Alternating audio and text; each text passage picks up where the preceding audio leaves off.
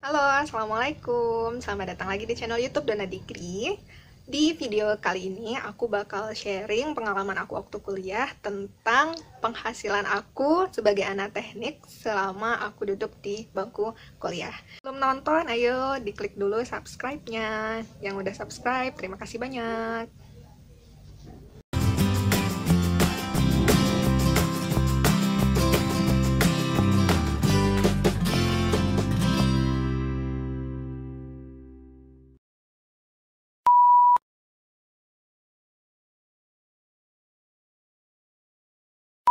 Penghasilan yang keempat yang aku dapatkan waktu aku lagi kuliah itu dari bisnis.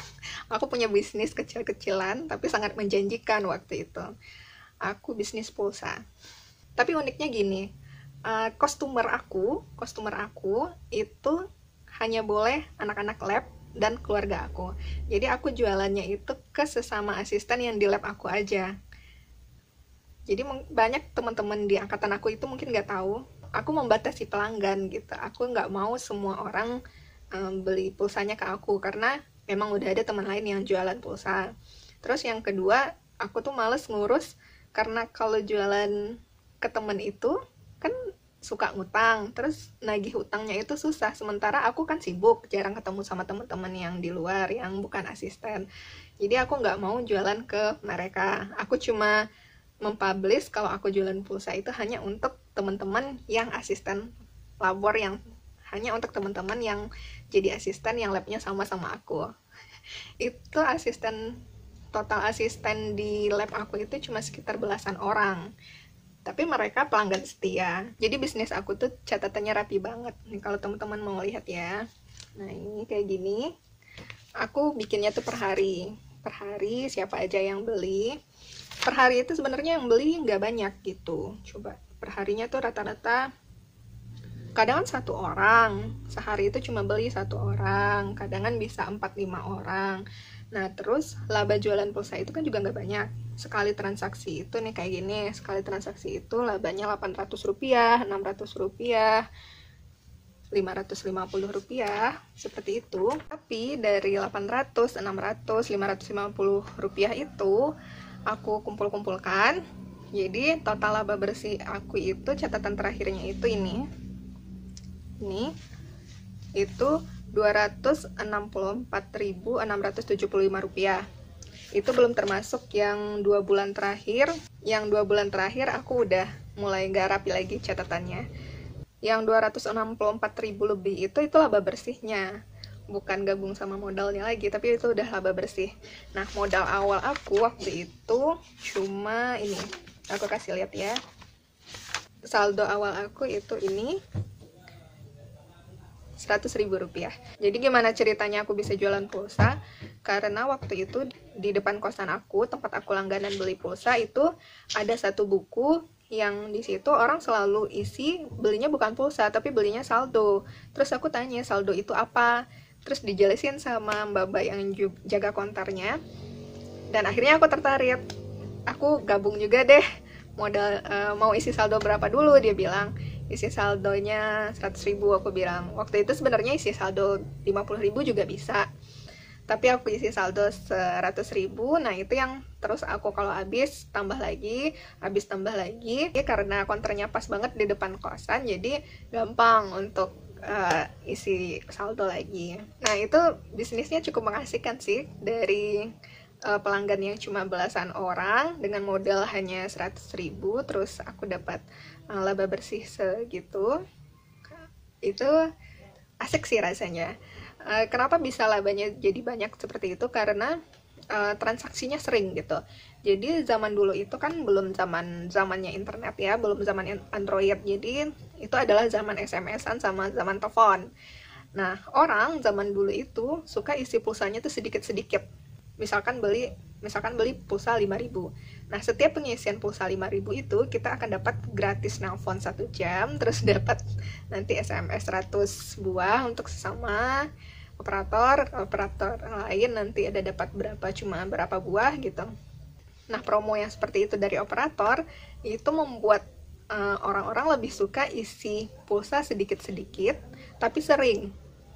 orang lebih suka isi pulsa tiap hari gitu daripada langsung isi pulsa banyak 20.000 gitu. Karena waktu itu yang biaya SMS itu sendiri mahal, Rp350 kalau nggak salah satu SMS. Biaya nelfon juga mahal. Jadi lebih mending orang isi pulsa sedikit tapi sering gitu. Karena setiap isi pulsa, walaupun cuma isi pulsanya cuma 5.000, itu kita langsung dapat gratis nelfon sama gratis SMS-nya. Nah, karena promo seperti itu,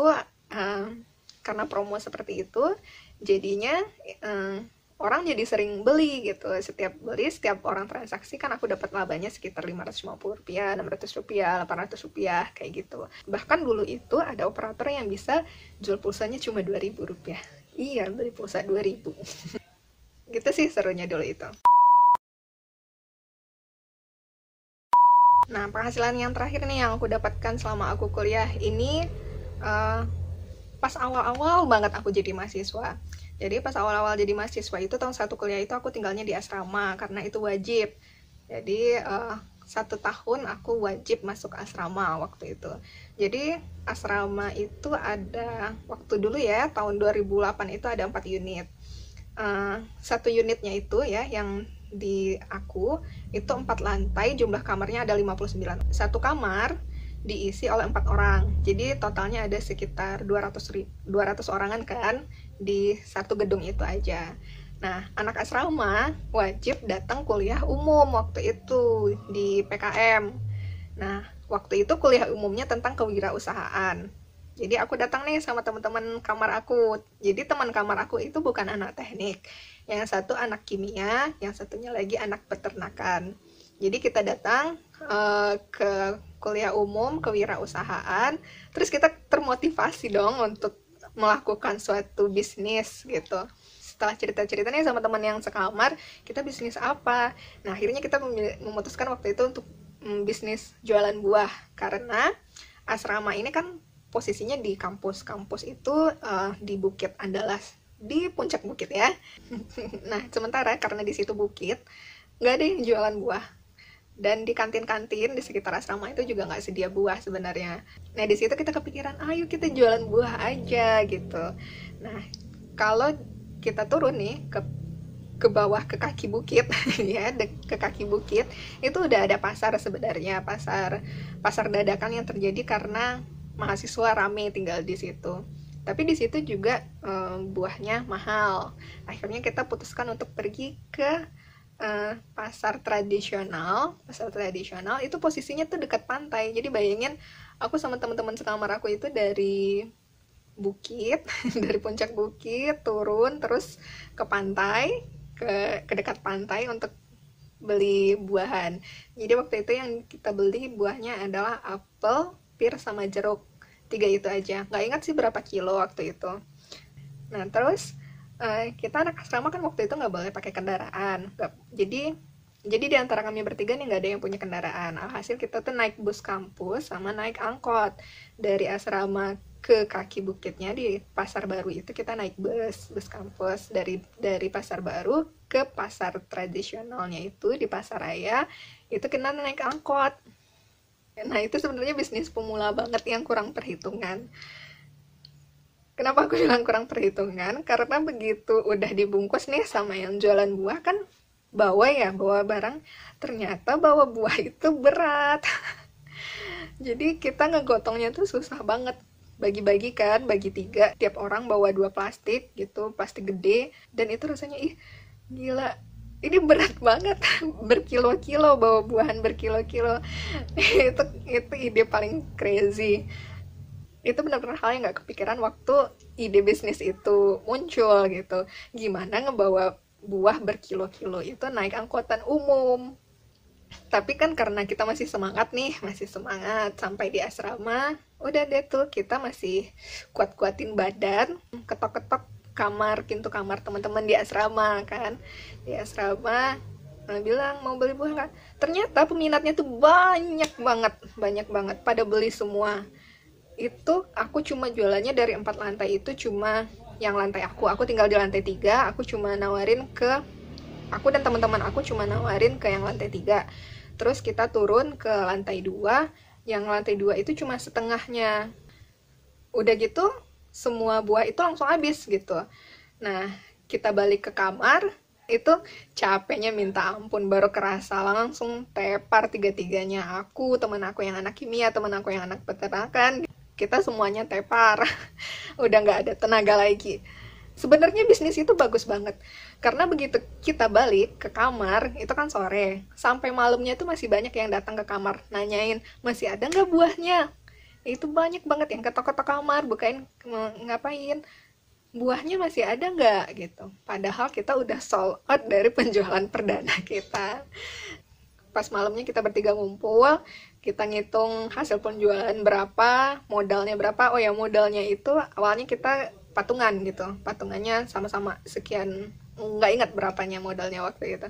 Pokoknya patungan, keluarin modal berapa labanya, terus labanya kita juga bagi 3 langsung, karena kita pergi beli buahnya bertiga, kita nawarin buahan ke kamar-kamar itu juga bertiga gitu. Jadi labanya itu langsung bagi 3 aja, nggak ingat berapa jumlahnya, karena aku nggak bikin catatan yang itu waktu itu. Nah, abis kita bagi labanya itu terus nanya, kita masih mau melanjutin nggak bisnis ini? Jawaban kami bertiga itu sama, nggak mau. Karena itu capek banget bawa buah dari pantai, naik angkot sampai ke daerah bukit, itu bukan hal yang gampang untuk dilakukan ternyata. Ya udah, kita cuma jualan sekali itu aja. Udah, habis itu bisnis itu hilang.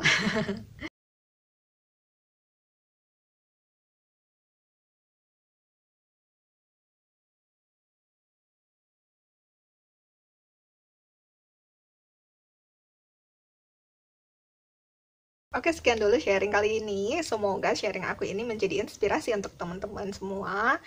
Ayo lakukan sesuatu yang bermanfaat, jangan buang-buang waktunya selama masih di bangku kuliah, karena ada banyak banget kegiatan yang bisa kamu lakukan. Terima kasih sudah nonton, jangan lupa untuk klik subscribe. Tunggukan video-video aku selanjutnya. Dadah!